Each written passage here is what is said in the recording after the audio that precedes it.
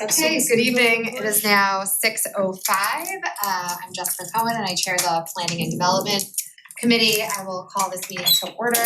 We have Vice Chair Craig Cobb joining us via Zoom and member Council President Tony Kuda here in person, and rest of council here as well, along with the planning department staff.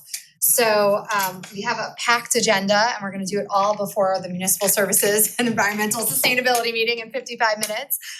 But I've asked, the planning staff has asked for us to have a discussion around what council engagement will look like for the zoning code revamp that we're doing with our consultants.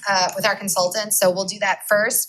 And then I've asked for all of us, I've kind of been in the planning, on the commission for all this time, but I wanted us to really level set on what the planning department is doing and what they're working on, so we can all have that shared understanding. So that'll be number 2. So I'll just kick it over to you. Well, thanks everyone, and I think conversation tonight, both the zoning conversation and the rest of it, is really important because, like all of our departments, we're really busy doing a lot of things, and it's good for people to know that. In terms of the zoning code update, the thing that we've been saying for a while now when it comes to zoning, and this really hit home during the severance conversation, is that zoning is complicated. It can often be controversial. And so it's really important to engage people, but engage them in the right way so that's understandable. So we want to talk a little bit about that. Let me know when.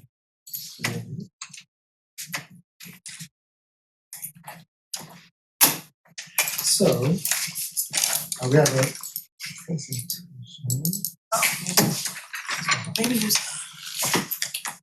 Okay. So we just want to not jump right into engagement, but give you a little bit more background on the initiative. Talk about our team, who they are, the scope, the overall schedule, some components of it, and some things that maybe we want to pursue independently, and then the engagement piece. So the firm that we engaged, that we retained, is ZoneCo, formerly Calfee Zoning. They're out of Cincinnati, but really have a presence all over the place. And on the team is City Architecture, Urban 3, which is on the team to look at economic impacts and impacts of zoning decisions. And then OHM, who's working on our Parks, Recreation, Open Space Master Plan. So it's a really well-oiled machine here of bringing a lot of different expertise. And so ZoneCo is the lead, but we have these other elements that are going to be important for this effort. So it's a little bit obfuscated by the Zoom meeting, but there's 4 components to this project.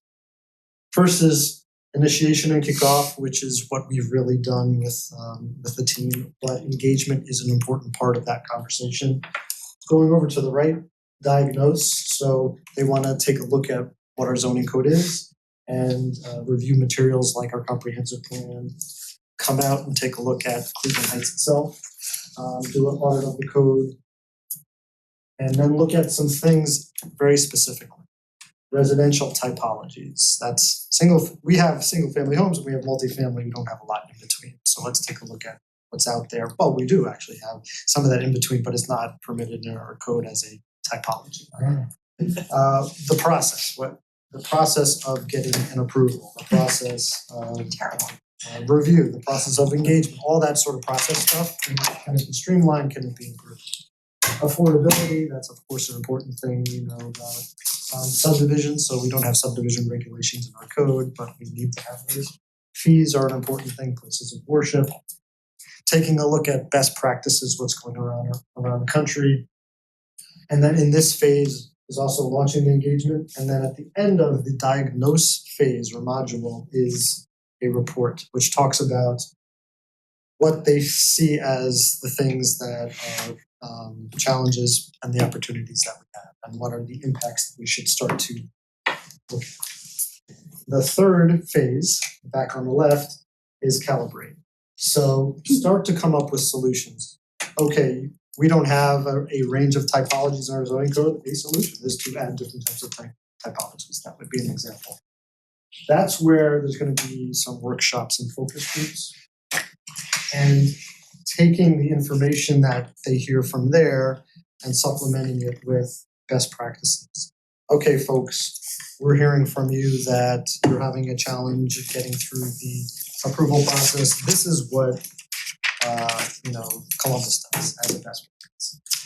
There's gonna be a technical advisory committee. We find that those steering type of committees are very, very valuable. And then there will be a presentation, a public presentation on draft recommendations from the consultant team.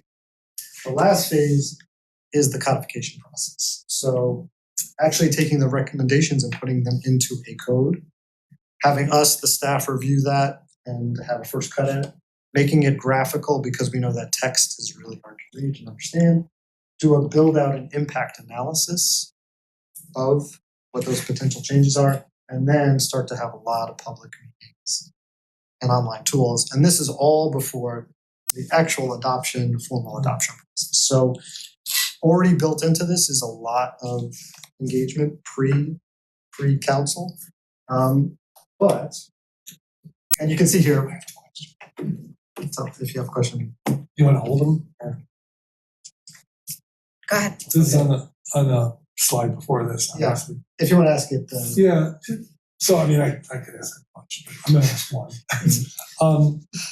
Affordability, that seems to be subjective now, like, cause everything's gone like way up and now what was affordable 3 or 4 years ago is now, so is it gonna be quantified based on people like that live here and the income level? Or just like the housing market in the region or something? so I think that's one of the things we want to explore is how are other places tackling that? And is it yes, it could be either of those And maybe there's- approaches or another one. Right, yeah, Yeah, so that's part of the topic here. just figuring out what it is. Yeah. Yeah, okay. So this is a very detailed working draft of the schedule. So there's a lot of different steps in here. I'm not going to go through really any of this, but this is in the presentation that's going to be posted and shared with everyone. So you can see all the different steps that people are taking. And there's 2 slides for it. So you can see there's a lot going on. But before they can finalize that schedule, there's a couple of things that we want to work with you on. And that, a big open question is there's some things we've been working on and some things that they will be looking at. And we want to see where they should fit into this process. So the first 3 are things that are separate of this contract, but there can be an argument made that we should just do one zoning update and that's it. And then the last one is, of course, a very specific topic. So we also brought on ZoneCo earlier last year to look at our sign regulations. And if you remember that conversation, it's actually probably the most troubling process that we have. Business owners and building owners, they have such a hard time going through our code to get an approval for a sign. Oh, and by the way, we're not in compliance with federal regulations, but really nobody is. So there's a couple of Supreme Court cases that came out somewhat recently about essentially what the sign says. You can't read it. You can't read it, but how do you regulate something that you can't read? So they're on board to do that. They've done their existing conditions study. There's going to be a survey that just went out.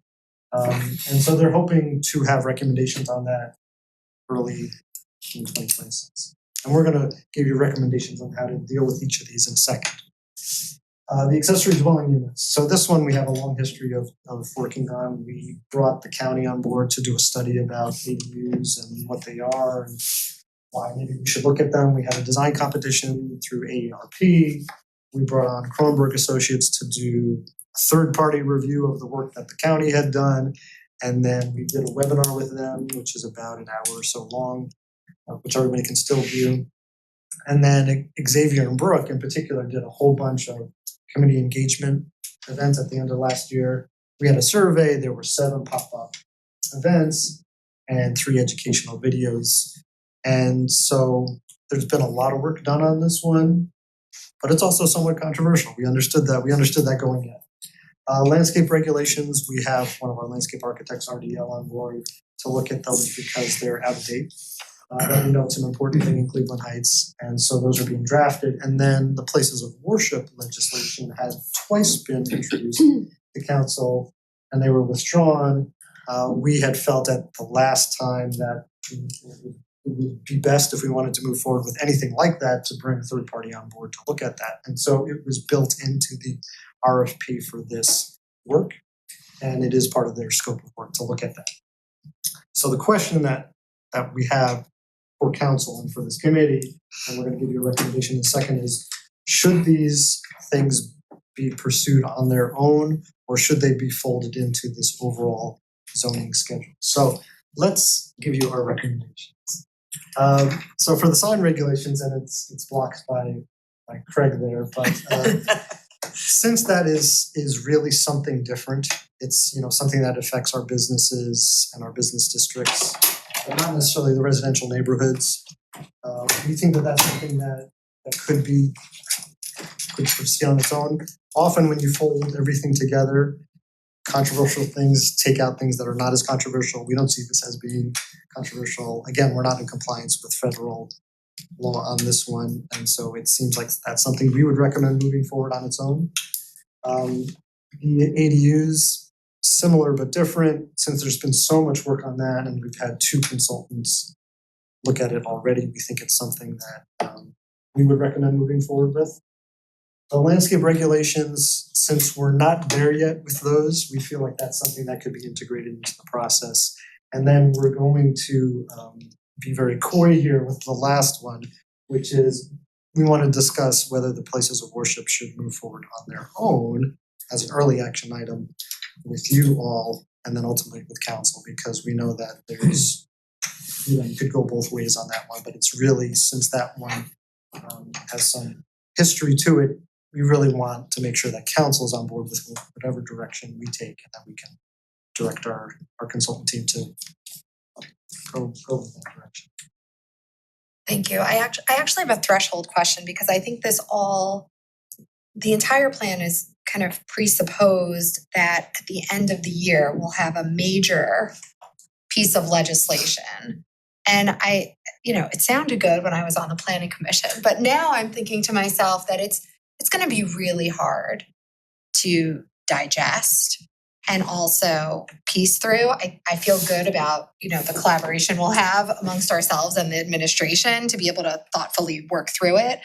But I'm almost, my initial gut feeling is that we need to do pieces and parts like the least controversial to the most, and take it off in chunks, as opposed to having one piece of legislation that will ping pong back and forth between like November and January or something like that. Because even the things you had on that first slide, which I don't know if you want to go back on the,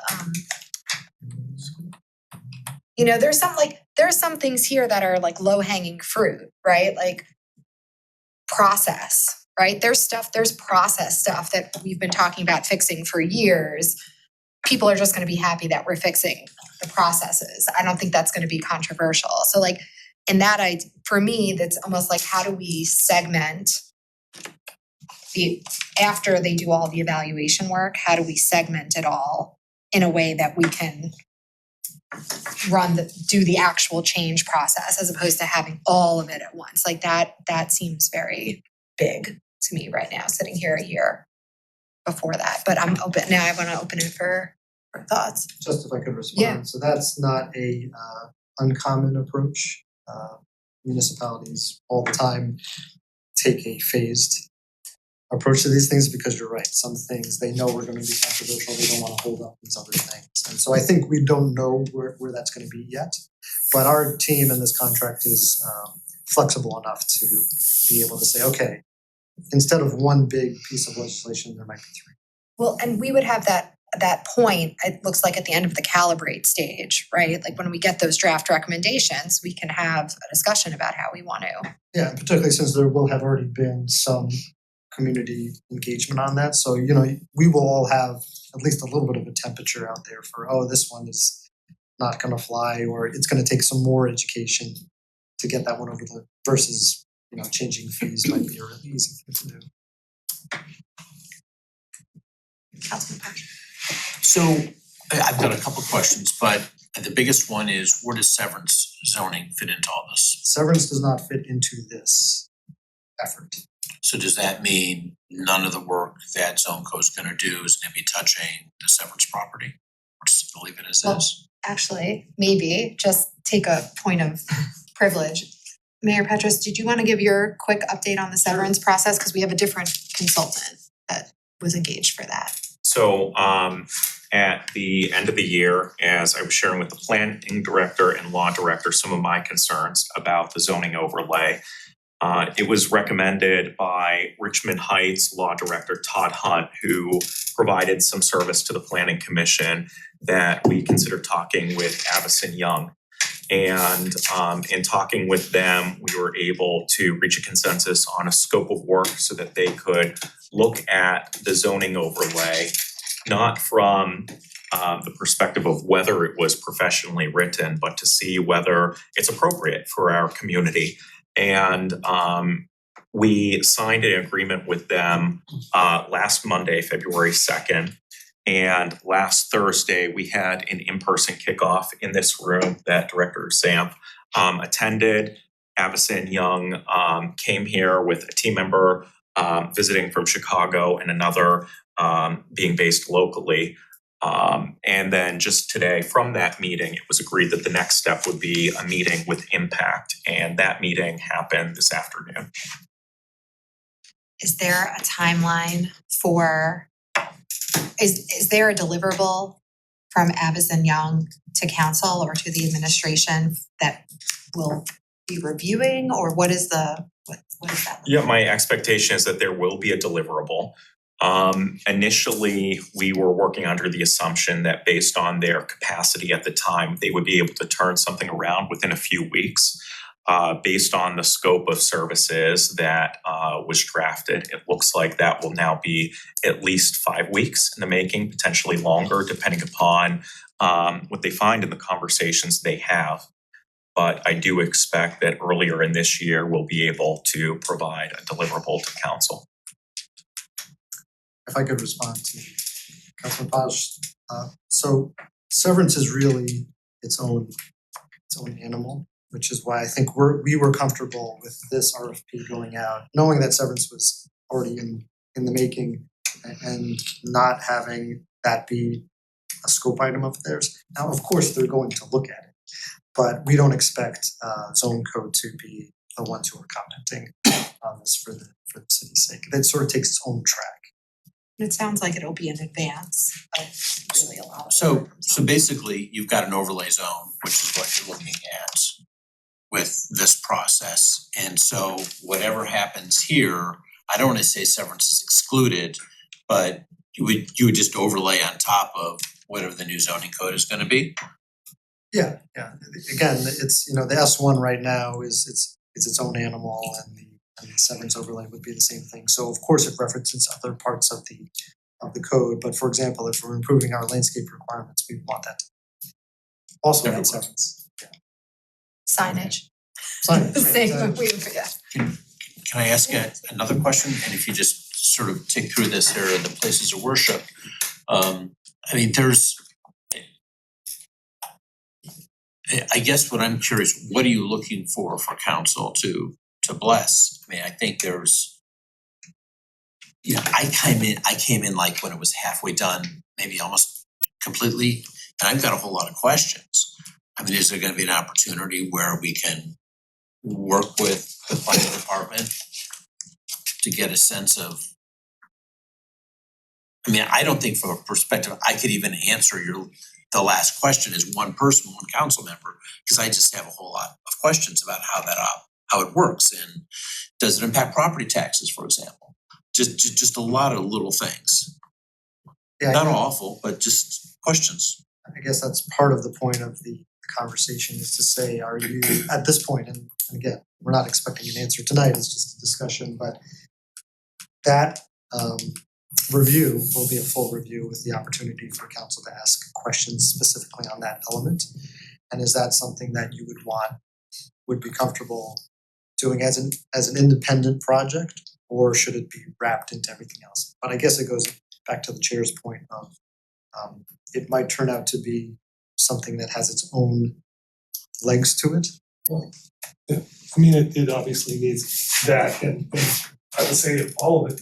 I mean, these ones that you say proceed independently, I mean, I would completely agree. I would definitely put places of worship in that category because of what we already know. I mean, you know, it's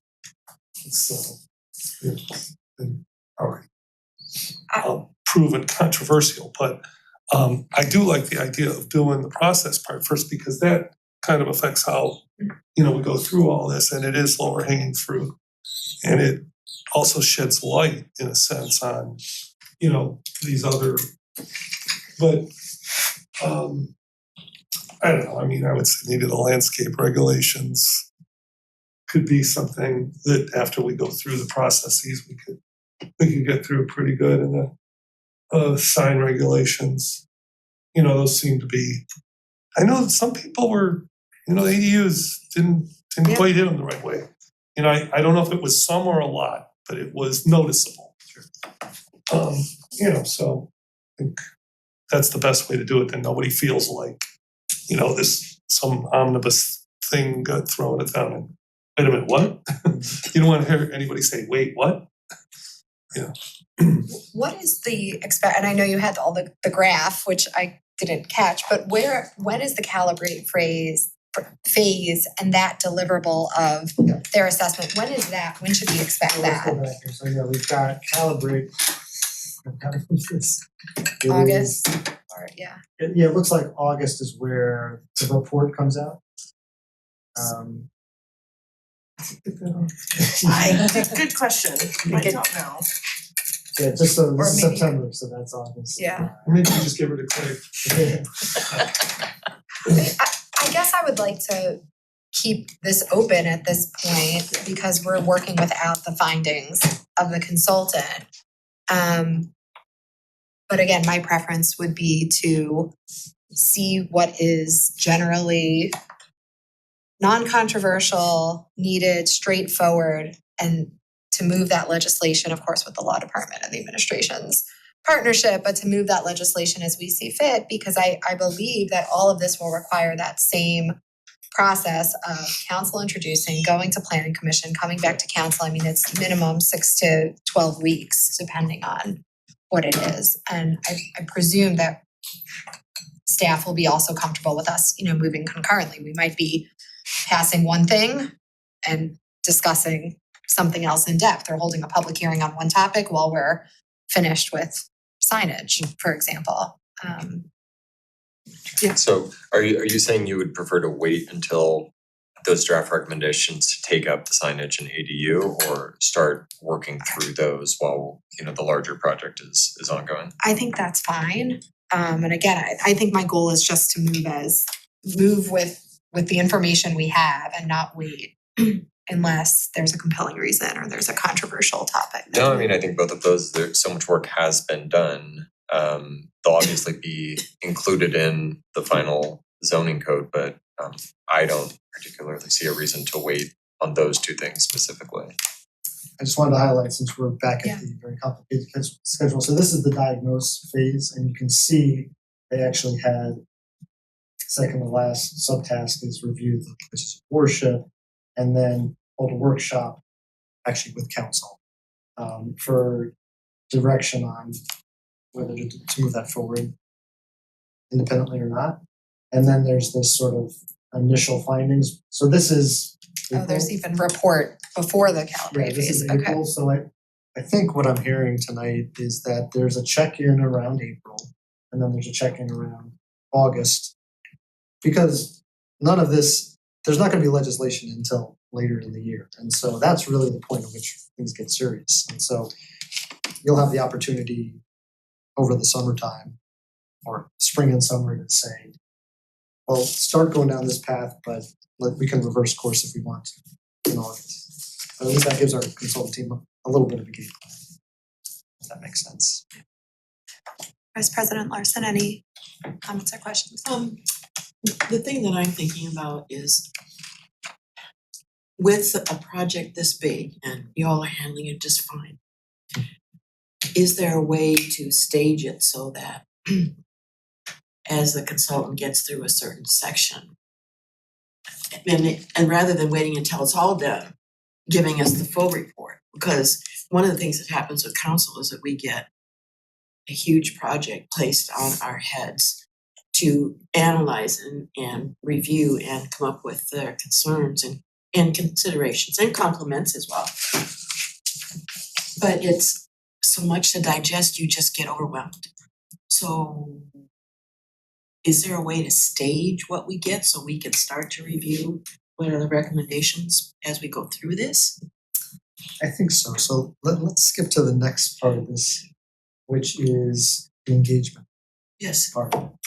And we wanted to sort of try to characterize what engagement needs to be. And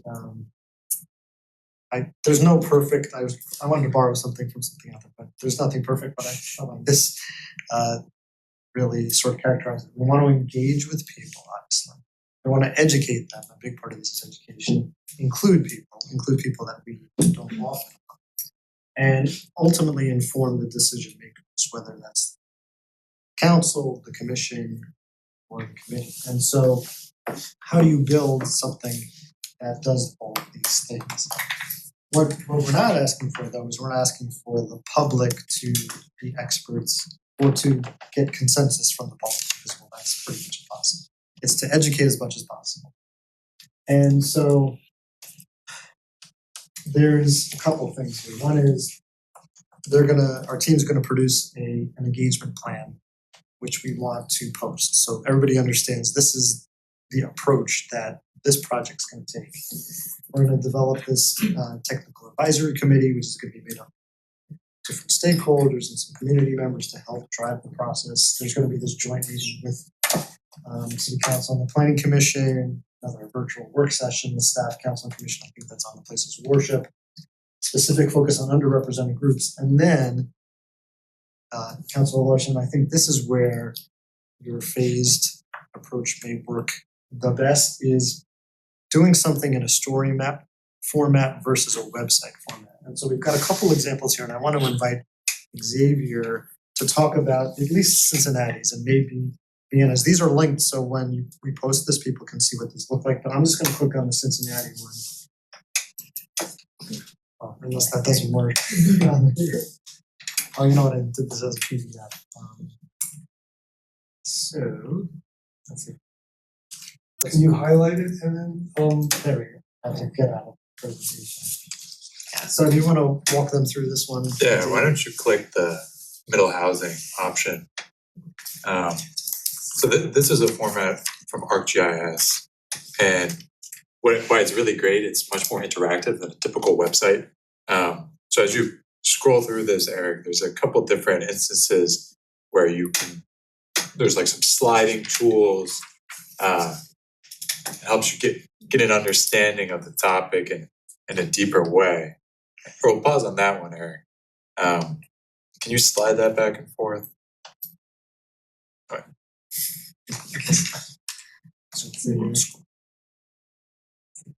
There you go. So in this image here, what they're showing is what would be the impact of increasing density on a house. So it has all these integrated features for you to really hit that goal that Eric outlined on educating.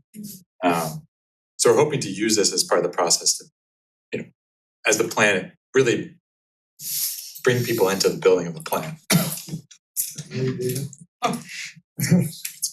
So what this one doesn't do, but other story maps do, is they have topics on the top which build over time.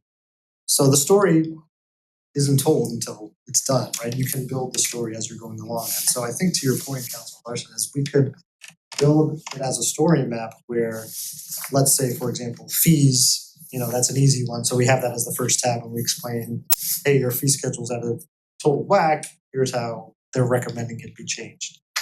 Next one is process. And then we start to get to some of the more controversial ones towards the end, but there's a dedicated tab so that people can watch this as it evolves. 2 questions, Director Zamp. Number 1,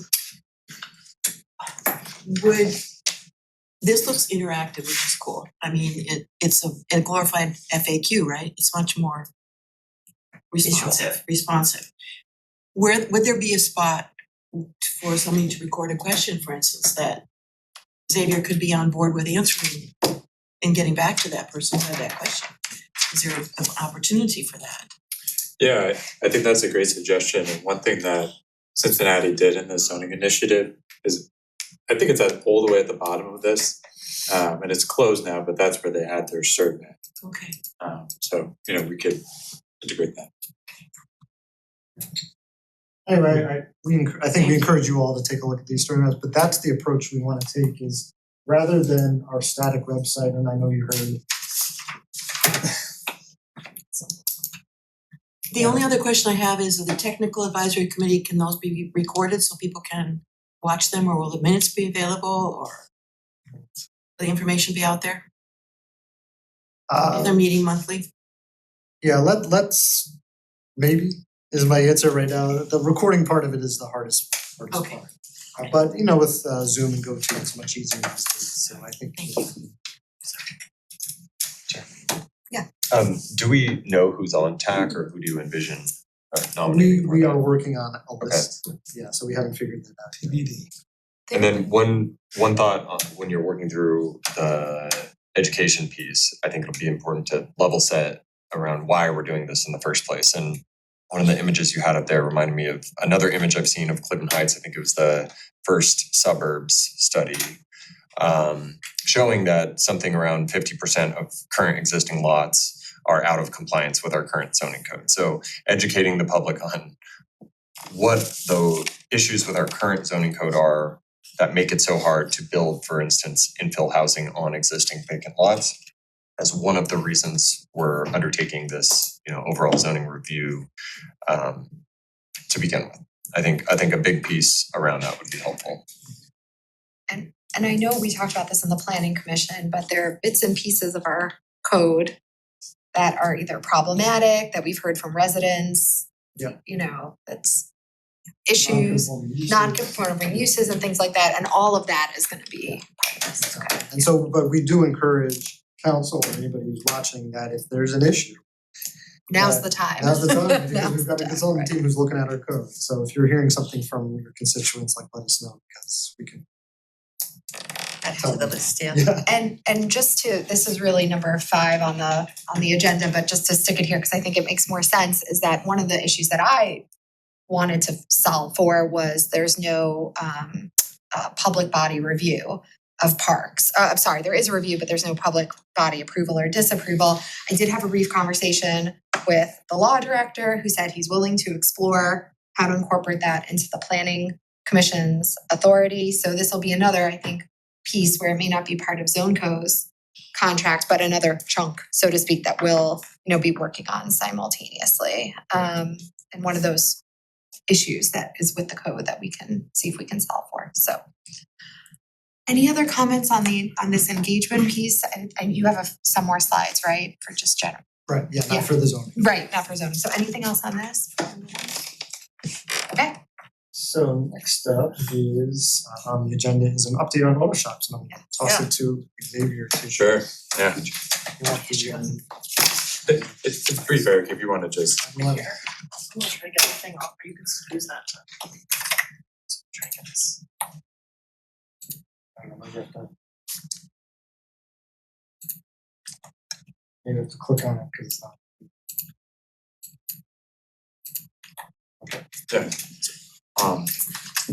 thank you, Councilwoman Cohen, for putting this on the agenda, and I know this is something that we talked about in planning commission, so this might be repeat for you, but I'll just share it with the other members of council.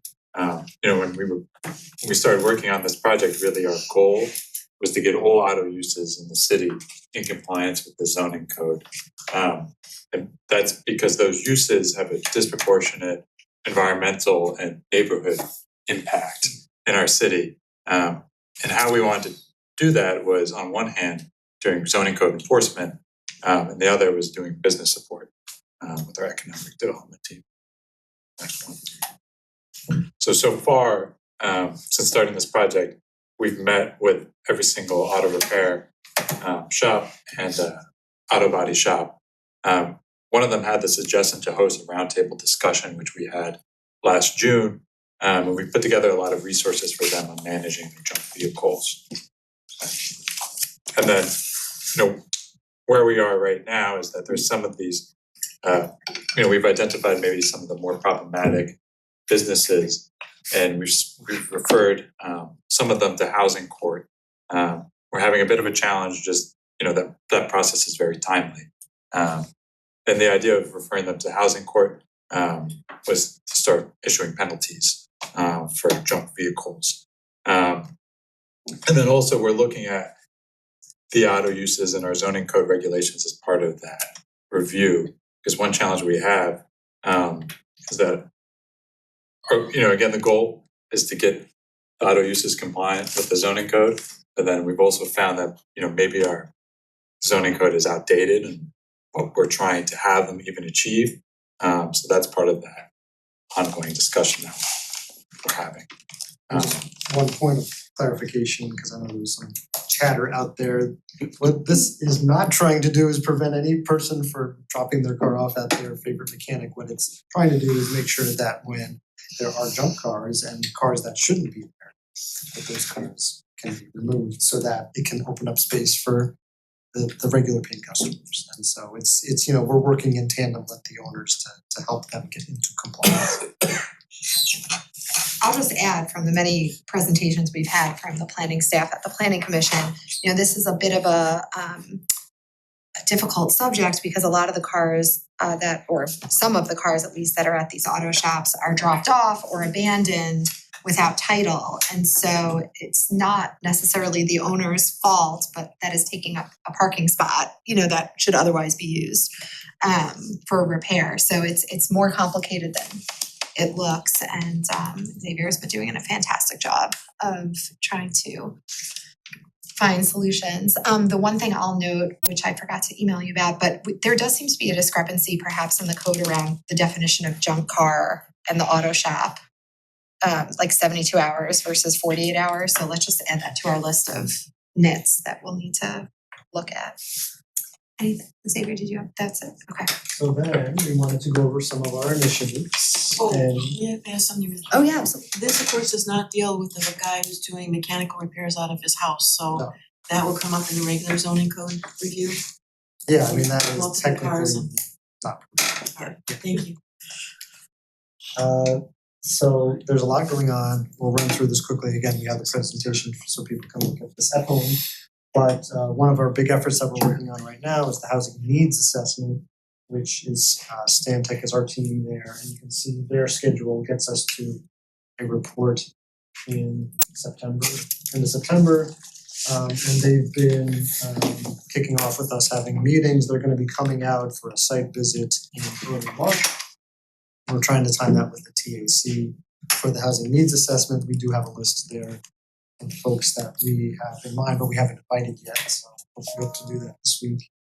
And you'll see this is a lot of data collection, data driven. There's engagement with the story map and a housing survey. There'll be some focus groups, developer interviews like, hey, builders, what are you trying to build in Cleveland Heights? And that, so that'll be all information that'll be valuable.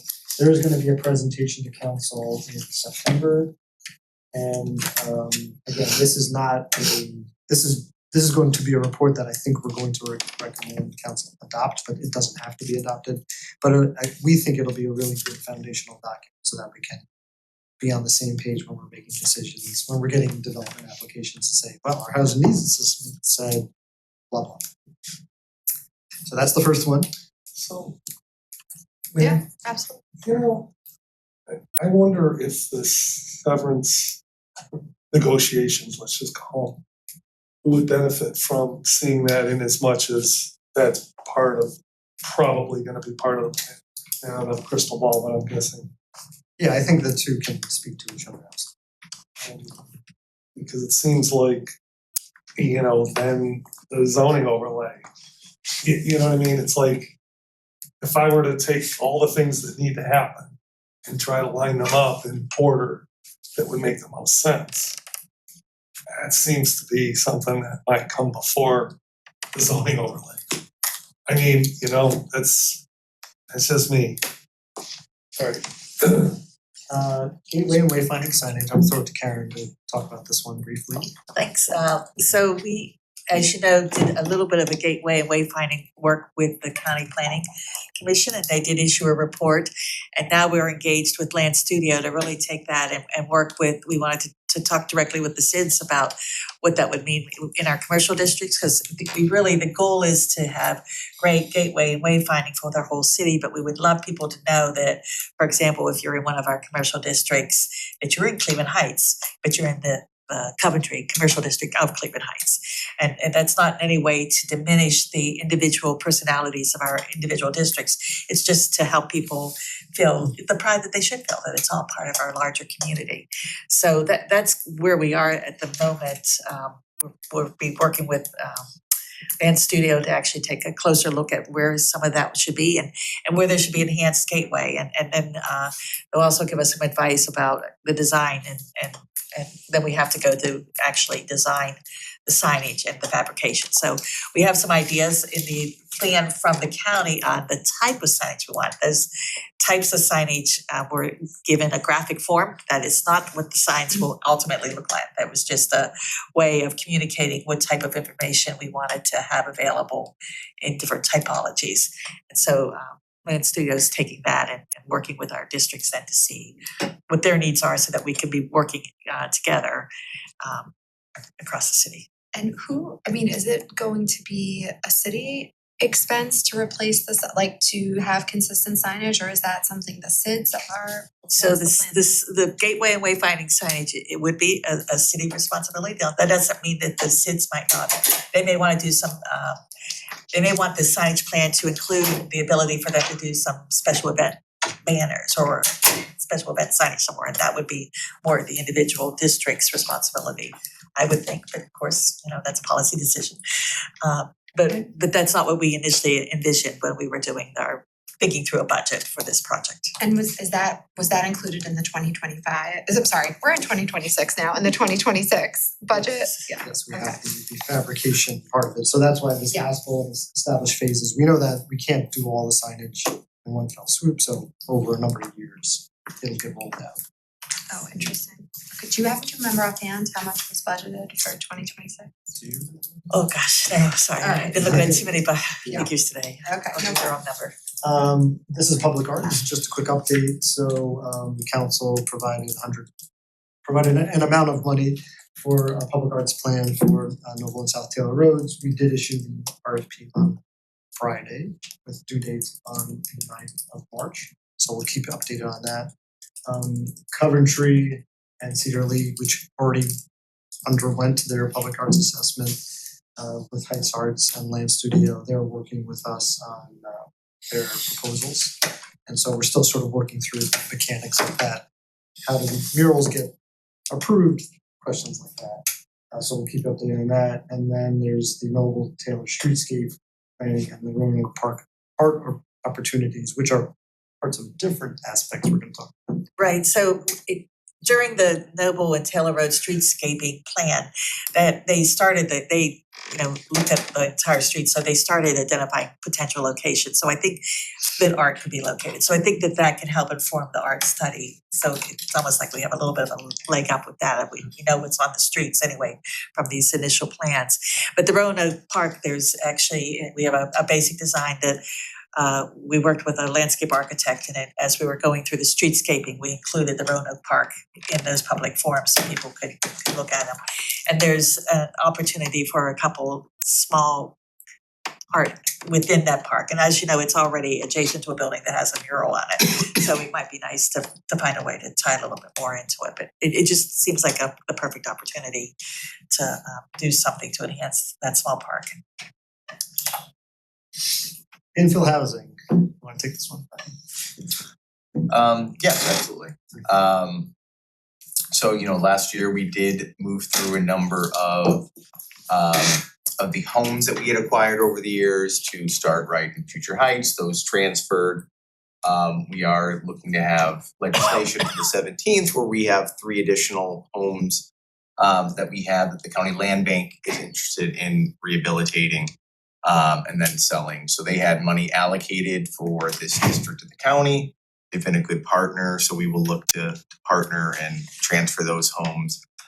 In some cases back to them because they transferred them to us initially as well. So at the end of 2025, we did enter into agreements on a couple of batches of lots to YRM and then Rebuild Cleveland and Future Heights. Both of those entities are sort of progressing on their plans as far as having surveys done. They've both held community meetings. And they're a little bit of a different process. You know, one is more of a pre-sale, that's the Rebuild Cleveland model, and YRM is more of a spec build model.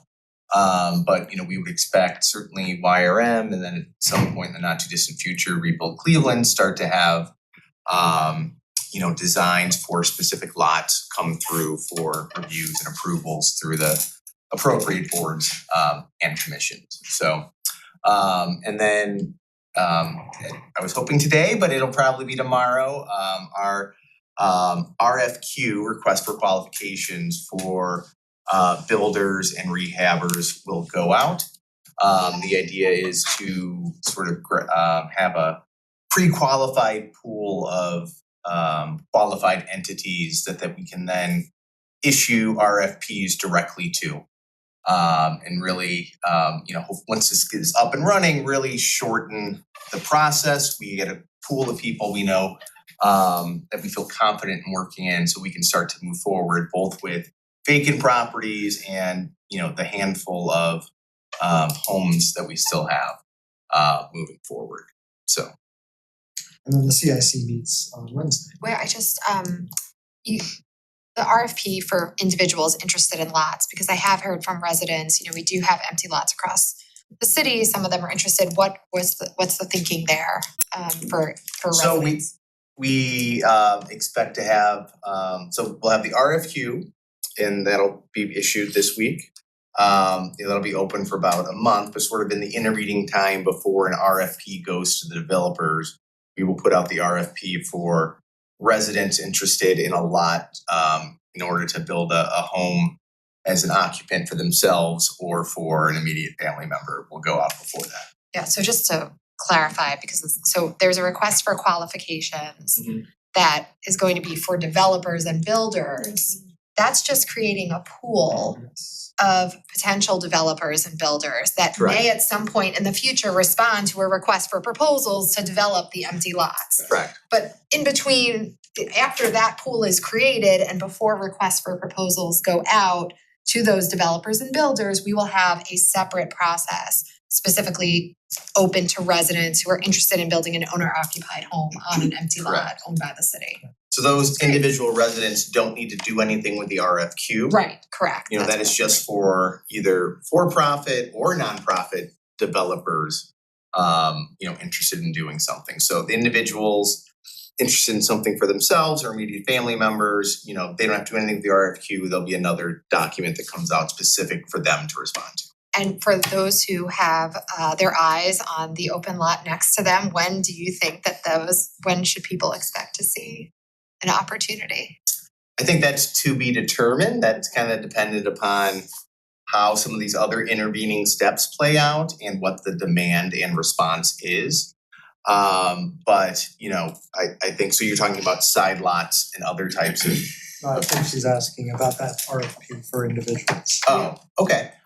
So for that piece, for the RFP for individuals for building something, that is, you know, I would say within a month or two, I would imagine. That's exciting.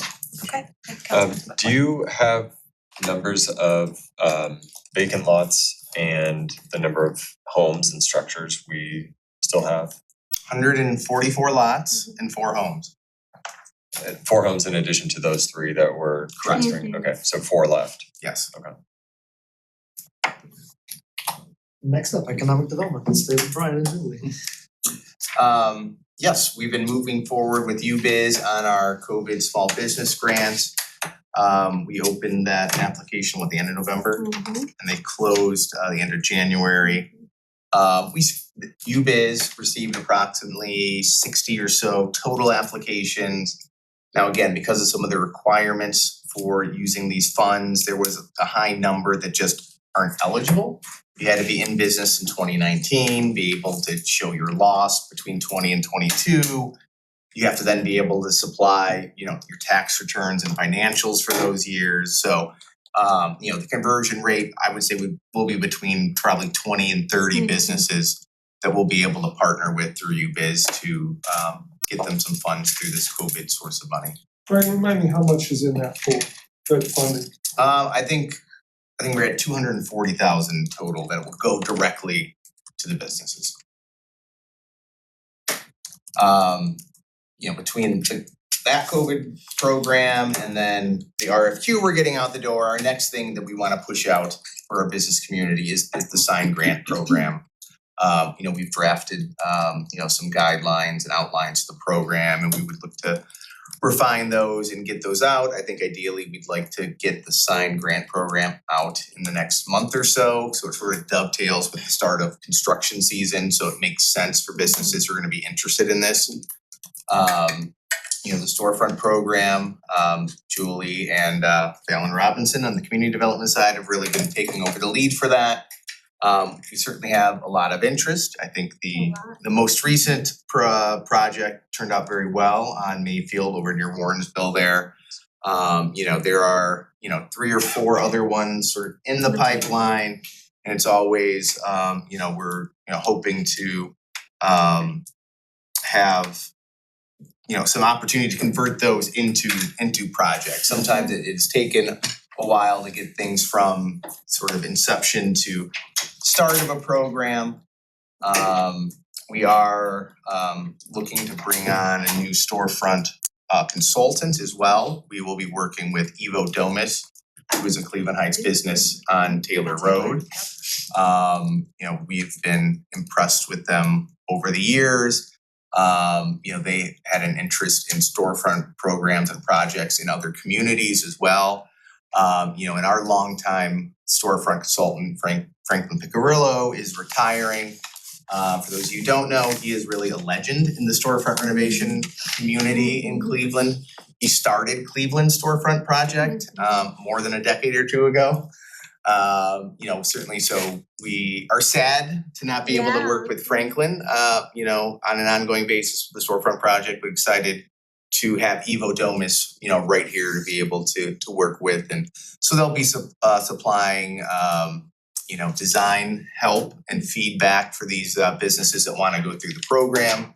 I think it is a good opportunity too, in that they also have licensed architects in-house. So sometimes one of the challenges has been getting a business who doesn't know an architect or how to pick an architect. They don't have to use Evo Domus, but they have that option available to them, and Evo Domus can help tee up plans for an architect as well. So we're really excited about what that means for that program. We have an ongoing additions to our small business community. There's always a constant influx of projects in the pipeline. I think there's some really exciting ones that we hope to be able to talk more about or will be announced soon as well. It's always this time of year, the holidays are over, people kind of have put things on the shelf until the new year. And I do think there's a fair amount of activity in addition to all the businesses listed there. Neighborhood planning, I know we only have a couple minutes left, but we're continuing to work on that. Generally speaking, we've been working with the communications department on neighborhood strategy and getting that sort of out, maybe featuring a neighborhood or a district a month. The Merchants Associations obviously is something that's still ongoing. And we've been trying to do this, and we're still working on trying to come up with metrics to measure each community. So, for example, this is Karen's favorite one. What's the minimum amount of tree coverage that every neighborhood, including that, should have? And then let's measure each neighborhood. Oh, North Coventry doesn't have that many trees. Well, then we need to plant more trees there. So, just developing things that are basic. And Hamilton, City of Hamilton has a really good neighborhood department that is sort of an inspiration for us, so we're working on that. And that'll influence Noble and Taylor and North Country as we move forward with those projects. Let me just, Vice President Larson, is it okay if we just take a couple more minutes? Yeah. I wanted to ask specifically around the Noble Road corridor, because there was a big effort, so just what is supposed to be the deliverable of that effort and where does that stand? So it's actually gonna be a plan, Okay, so which, talks about existing conditions, engagement, and recommendations. And for just streetscape, for No. oh, it was a whole bunch of topics, from safety to economic development to streetscape and everything in between. So as you can imagine, it was a big effort and, a lot of things happened last year. So we're just trying to get that one back on track. There was a market study that we did that's completed and that is gonna inform this. And so we just are getting that one back on track. And once we have a draft of it, that's when we're gonna re-engage with the community and with you all.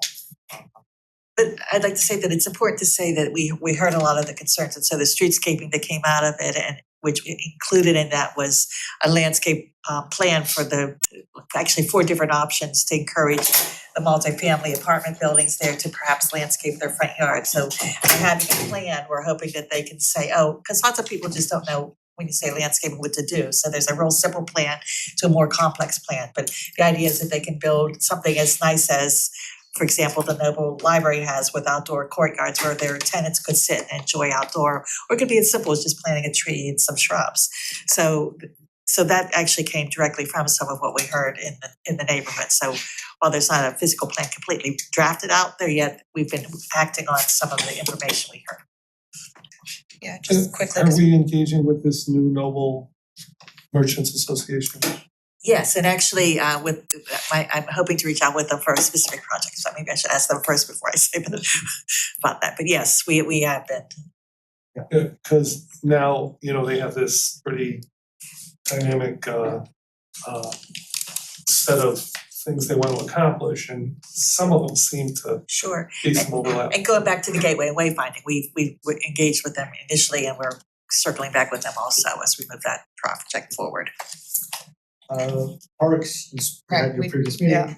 But I just, here on the bottom, just something important, 2 things. One is we were awarded an Akron Cleveland Realtors, Associated Realtors grant, placement grant. They're really excited about it. Imagine we're excited about it. And there is an opportunity where they like to come out, the realtors like to come out and volunteer or give back to the community. So we don't know yet when that's gonna be. We're working on a timeline for this project, but obviously when the realtors come out, the elected officials being out there will be a good thing. So we'll keep you posted on that. And just on the bottom, and Councilman Posh can speak to this last year, and actually Councilor Larson, when we were doing the transportation planning, there was a desire for both committees to have presentations about the transportation planning, and I think ultimately, I forget which one it landed in, but when it comes to parks planning, I think it's just a question we have for council. This parks master plan, like which committee should it really end up in terms of approvals and recommendations? So just let us know, we're happy to come to you. So could we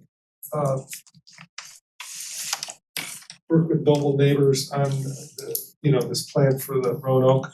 Just because I know some of those people volunteer there. We actually reached out to them directly, so they were involved in the initial landscape architect plan, so yes, absolutely. And the transportation, again, there's a lot going on, we've spoken about this before. I wanna note, Safe Streets for All, we did not get the implementation grant, but we had our debrief and they said, well, you were highly recommended, but they only gave out essentially one implementation project in the state of Ohio.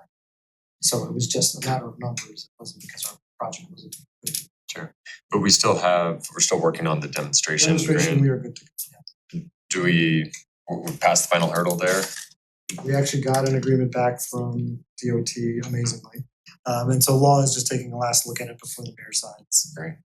Okay, like 1 more minute before One more minute. Yeah. Boards and commissions, just wanna note here, Landmark Commission is working on a lot of things, including a landmark ordinance. I met with the chair today on a different topic and she said, what committee does the Landmark Commission fall into? Because she would like to coordinate with the chair about that legislation and maybe come to that committee to present it before it becomes an actual piece of legislation. I think it might be the planning and I development. think it's here. Okay. I think so.